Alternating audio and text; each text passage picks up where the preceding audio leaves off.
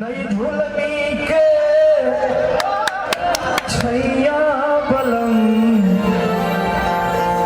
नई झुलनी के छैया बलम दुपहरिया बिताइला हो।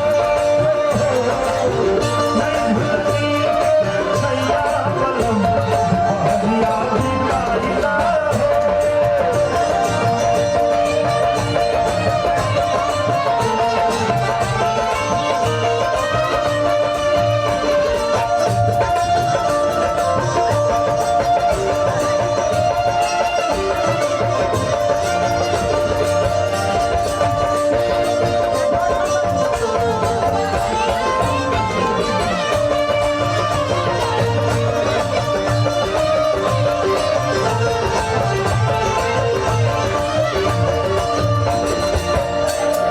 मालूम है अगर तारा जैसा मेहरारू केहू के मिल जाए ओके गर्मी लगी भैया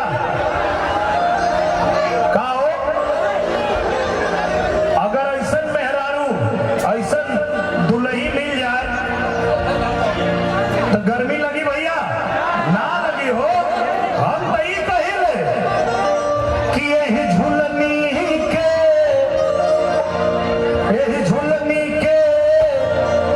छैया गरी,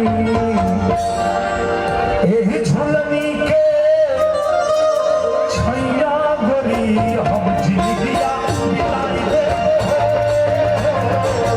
एही झुलनी के छैया गरी हम जिंदगिया बिताई दे।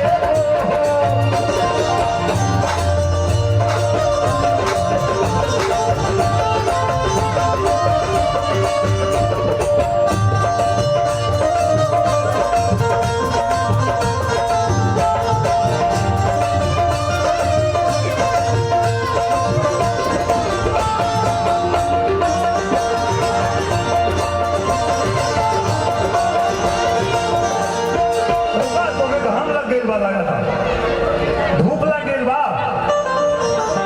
शांति से भैया हो ऐसे में दिमाग आउट हो जाला एकदम प्यार से। थोड़ा पानी पियावा भैया के सुना लो जाने दारू। अगर ज्यादा गर्मी लागी तो हमनी के जो भोजपुरिया आदमी होके नहीं जा चाहे हमारा मिथिला के जो भाई लोग बा हमनी के एक कल्चर जो बिहार में बा उहे जो बा हाथे में देखा तारू गमछा कैसे डोलावत रहा भैया। हाँ तनी गमछा डोला के दिखा दो हो गमछवा डोलावा या मर दे। आओ देखा आओ देखा आओ देखा 4 महीना गर्मी के दिनवा, अरे 4 महीना गर्मी के दिनवा चुए न देवे पसीनवा गरी। चिंता मत करा ना एसी के जरूरत बा और ना कूलर के जरूरत बा भाई। हमनी के लगे वो विशेष आइटम रहेला हमेशा चूहे न देवे